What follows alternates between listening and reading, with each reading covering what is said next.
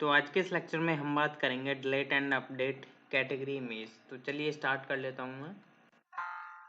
जैसे कि आपने लास्ट लेक्चर में देख लिया था कि हमने यहाँ पर इमेज ऐड का देख लिया था कि कैटेगरी में कैसे हम ऐड इमेज का करेंगे।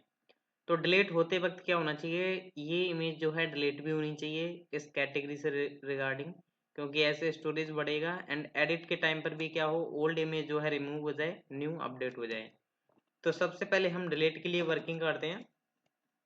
तो डिलीट के लिए मैं क्या करता हूँ, सबसे पहले मैं जो है अपने फॉर्म के अंदर चलता हूँ जहाँ पर हमारा कैटेगरीज था, कैटेगरीज को डिलीट करने के लिए।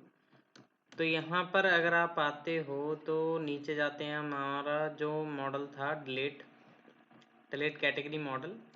तो यहाँ पर अगर हम जाते हैं तो ये तो डिलीट कैटेगरी मॉडल है, डिलीट कैटेगरी फॉर्म, तो ये था हमारा। एंड यहाँ पर जो है हमारा ये राउट कॉल हो रहा है। अगर हम इस राउट पर चलते हैं, resources routes and web dot PHP, यहाँ पर हम जो है सर्च कर लेते हैं इसको। तो यहाँ पर मैं इस मेथड के पास जो है चलता हूँ, क्योंकि हमें इस मेथड में ही जो है अपना करना पड़ेगा। तो यहाँ पर देखिए, यहाँ पर ऑलरेडी क्या चल रहा है, आईडी हो या पेरेंट आईडी हो, वो सारी की सारी कैटेगरीज को क्या कर देता है, रिमूव कर देता है। तो उससे पहले हमें जो है यहाँ पर जो है इमेजेस रिमूव करनी है डिलीट होने से पहले, वरना फिर हमें इमेज का डेटा मिलेगा नहीं। तो यहाँ पर देखिए वैलिडेशन वगैरह भी नहीं लग रही है, तो यहाँ पर अभी हम वैलिडेशन वगैरह लगा देते हैं, वैलिडेट। यहाँ पर आ जाएगा आपका एरे, और एरे में जो है आपकी रहेगी आईडी जो कि हम रखेंगे रिक्वायर्ड। और यहाँ पर जो है हम इंटीजर पास कर देते हैं, इंटीजर हो आपकी आईडी एंड एग्जिस्ट हो वो आपके कैटेगरीज टेबल के अंदर, कैटेगरीज कॉलन, और कॉलम नेम आ गया आपका आईडी। तो ये हो चुका है। एंड देन यहाँ पर जो है हम क्या करते हैं कि सबसे पहले हमें क्या करना होगा, इमेजेस फैच करनी होगी। तो मैं क्या करूँगा, जस्ट मैंने इसी का कॉपी पेस्ट कर देता हूँ यहाँ पर, और मैं दिखाता हूँ कि कर क्या रहा हूँ मैं यहाँ पे। तो where ID and parent ID हो या वो हो, और हम इसको क्या करेंगे, गेट करेंगे। एक मिनट, तो मेरा सिस्टम जो है थोड़ा आवाज़ करने लग रहा है, इसलिए मेरे को प्रॉब्लम हो रही है। तो यहाँ पर सबसे पहले मैं गेट करता हूँ जितनी भी मेरी कैटेगरीज होंगी। तो यहाँ पर मैंने कैटेगरीज गेट करी। अब मैं क्या करूँगा, इन सभी का हम यूज़ करेंगे लूप, जिससे कि हम इमेजेस को गेट कर पाएँ और उनको डिलीट कर पाएँ। तो डॉलर कैटेगरी, तो यहाँ पर जो है अब हमारे पास मिल जाएंगी इमेजेस। देखिए इमेजेस क्या हो सकती है, किसी की नल भी हो सकती है, मीन्स एम्प्टी हो सकती है। तो यहाँ पर हमें चेक लगा करके चलना होगा, इफ़ नॉट एम्प्टी हो, क्या हो, dollar category, sorry category image. फिर हम क्या करेंगे, यहाँ से जो है पब्लिक पाथ हम यूज़ करते हैं, जिसका बेसिकली हम पूरा का पूरा पाथ जो है हमारा बन के आ जाएगा, जिससे कि हम लोकेशन से डिलीट कर सकते हैं अपनी इमेज को। तो डॉलर कैटेगरी इमेज हमने दे दिया, ये आपका हो गया फाइल पाथ। एंड देन तो अब हम क्या करते हैं, यहाँ पर जो है हमें मिल जाएगा फाइल पाथ, और अब हम इस फाइल को करेंगे डिलीट। तो पहले चेक करेंगे कि ये फाइल एग्जिस्ट करती हुई, यानी फाइल कोलन कोलन एग्जिस्ट, और हमारे यहाँ पर आ जाएगा फाइल का पाथ। एंड देन हम कर देंगे फाइल कोलन डिलीट, और यहाँ पर आ जाएगा आपका फाइल का पाथ। अब ये फाइल क्लास को हमें जो है ऊपर इंपोर्ट करना पड़ेगा। तो हम आ जाते हैं यहाँ पर, तो use eliminate support facades and then आपका फाइल क्लास। तो ये हमें मिल चुकी है। तो हम चलते हैं फाइल कोलन कोलन पर। तो यहाँ पर जो है फाइल डिलीट हो जाएगी, एंड देन जितनी भी फाइल्स होंगी डिस्ट्रॉय होने से पहले ही हम गेट करके और उसको कर देंगे डिलीट। तो ये तो हमने बात कर ली डिलीट का केस। इसको एक बार हम टेस्ट कर लेते हैं। जैसे सपोज करके चलिए, यहाँ पर जो है आपके पास पब्लिक कैटेगरीज में ये वाली इमेज जो है एग्जिस्ट करती है 462.jpg। अब अगर आप यहाँ पर कैटेगरीज में जाते हो तो यहाँ पर ये आपको देखने को मिलेगी 462.jpg, जो कि एक ही थी। और यहाँ पर मैं रिफ्रेश करता हूँ। अब जैसे सपोज करके चलिए मैं इसको डिलीट करने का ट्राई करता हूँ और मैंने यहाँ से डिलीट किया तो कैटेगरी डिलीटेड सक्सेसफुली हो चुका है। और यहाँ पर देखोगे तो आपकी जो है कैटेगरीज के अंदर से इमेजेस भी जा चुकी हैं। तो ये तो हमने बात कर ली डिलीट के केस में। तो अब हम बात कर लेते हैं अपडेट के केस में। तो देखिए अपडेट के केस में भी क्या होगा, जैसे हमने यहाँ से प्रोसेस डेटा कंटेंट टाइप हमने प्रोवाइड किया था फॉल्स, ऐसे ही हमें अपडेट के लिए भी प्रोवाइड करना पड़ेगा और उसके लिए हमें फील्ड भी ऐड करना पड़ेगा। तो अपडेट कैटेगरी मॉडल ये रहा। तो मैं क्या करता हूँ, जो हमारा क्रिएट कैटेगरी मॉडल था इसमें से हम जो है इमेज नेम को मीन्स इमेज फील्ड को हम जो है कॉपी पेस्ट कर देते हैं यहाँ पर। जैसे यहाँ पर मैंने जो है कॉपी पेस्ट कर दिया तो इमेज जो है हमारी रिक्वायर्ड नहीं रहेगी, अपडेट के केस में ऑप्शनल रहेगी।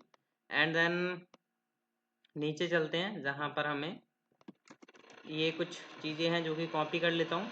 एंड देन यहाँ पर जो है हम फॉर्म डेटा, एक मिनट यार ये काफ़ी आवाज़ कर रहा है मेरा सिस्टम। तो यहाँ से मैं जो है इनको कॉपी कर लेता हूँ जो कि हम अपने अपडेट के लिए डाल देते हैं। जैसे यहाँ पर हमारा अपडेट होगा, सॉरी ये डेस्ट्रॉय है, ये रहा हमारा अपडेट। एंड यहाँ से जो है हम फॉर्म डेटा यूज़ करेंगे। तो न्यू फॉर्म डेटा हम यूज़ करेंगे जिसमें हमने अपना करंट ऑब्जेक्ट प्रोवाइड कर दिया। तो यहाँ से जो है अपडेट के लिए भी ये वर्किंग होगा। यहाँ पर हम पोस्ट यूज़ करेंगे ना कि पुट। तो पोस्ट एंड यहाँ पर जो है हम अपडेट करने के लिए यहाँ पर पोस्ट यूज़ करेंगे, वरना आपको 419 की एरर देखने को मिलेगी। एंड यहाँ पर जो है मैं क्या करता हूँ, थोड़ा सा इस कोड को कर लेता हूँ मैं कॉपी और यहाँ पर पेस्ट, क्योंकि मेरे को ज़रूरत पड़ने वाली होगी। तो हम चलते हैं अपडेट के पास। यहाँ पर भी देखिए हमने वैलिडेशन नहीं लगाई हुई है, तो मैं क्या करता हूँ यहाँ से थोड़ा कॉपी पेस्ट कर लेता हूँ। एंड डेस्ट्रॉय के बाद आता है हमारा अपडेट। तो यहाँ पर भी मैं वैलिडेशन ऐड कर देता हूँ, जो कि हमारा ये वैलिडेशन हमारी ऐड हो गई। नेक्स्ट आ जाती है हमारी इमेज के लिए वैलिडेशन। तो यहाँ पर आप इमेज के लिए वैलिडेशन लगा सकते हो। इमेज यहाँ पर नलेबल रहेगी हमारी, क्योंकि इमेज आ भी सकती है और नहीं भी आ सकती है। और यहाँ पर इमेज होनी चाहिए। एंड यहाँ पर हम MIMES दे देते हैं। और यहाँ पर जैसे PNG हो गया आपका, JPG हो गया या JPEG हो गया या SVG हो गया। तो ये आप अपने तरीके से टाइप कर सकते हो, जो भी आपको सही लगता है। और यहाँ पर मे भी इतना ही बहुत है, बाकी आप अपने तरीके से देख लीजिएगा। एंड यहाँ पर मैक्सिमम हम प्रोवाइड कर देते हैं। मैक्स इसका हमने दे दिया लाइक 5048 करके।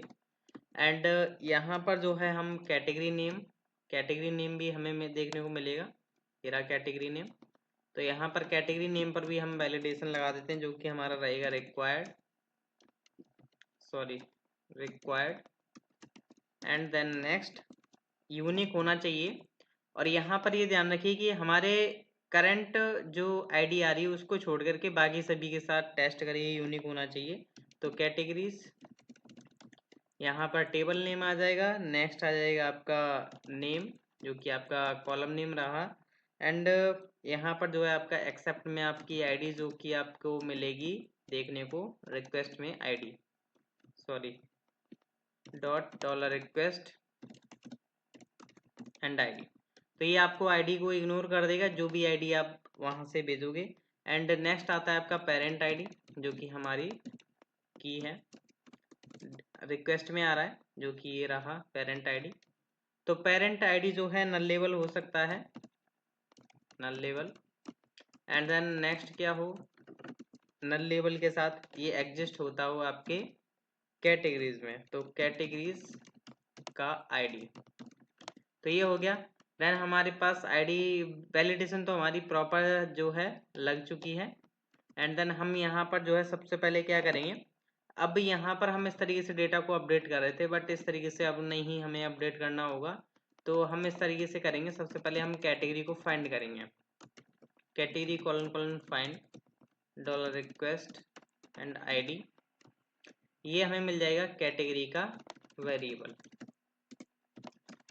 कैटेगरी का वेरिएबल मिल चुका है। एंड देन सबसे पहले हम जो है डेटा को अपडेट कर लेते हैं। जैसे सबसे पहले मेरे को कैटेगरी नेम को अपडेट करना है, तो यहाँ पर मैंने कैटेगरी नेम इक्वल टू यहाँ पर डेटाबेस में नेम है नेम, तो यहाँ पर डॉलर रिक्वेस्ट एंड आपका कैटेगरी नेम आपका अपडेट हो जाएगा। नेक्स्ट आपको पेरेंट आईडी अपडेट करना है, तो पेरेंट आईडी आपको यहाँ पर देखने को मिल जाएगा, तो पेरेंट आईडी भी आपका जो है अपडेट हो जाएगा।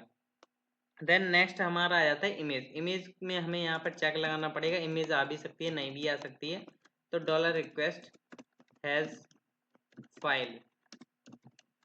फाइल मेथड को हम यूज़ करेंगे, जिसमें हमारा इमेज की है एंड इमेज आती है। तो सबसे पहले हमें क्या करना पड़ेगा, 1 मिनट स्टॉप करता हूँ, थोड़ा वॉइस स्टार्ट हो गई सिस्टम की।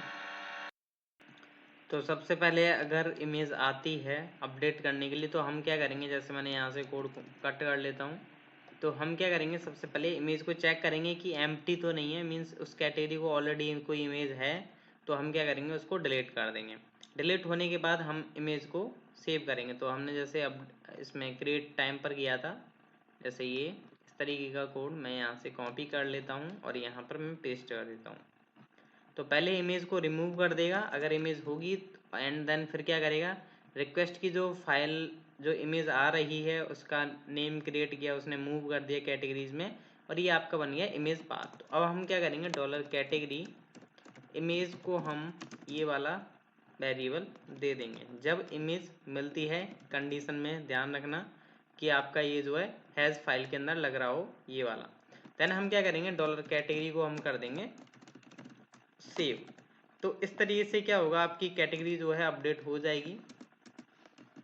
तो मैंने इसको कर दिया है यहाँ से सेव, और एक बार हम जो है ऑप्टिमाइज़ करेंगे, देन मैं करूँगा सर, और अब जो है मैं टेस्ट करना चाहूँगा।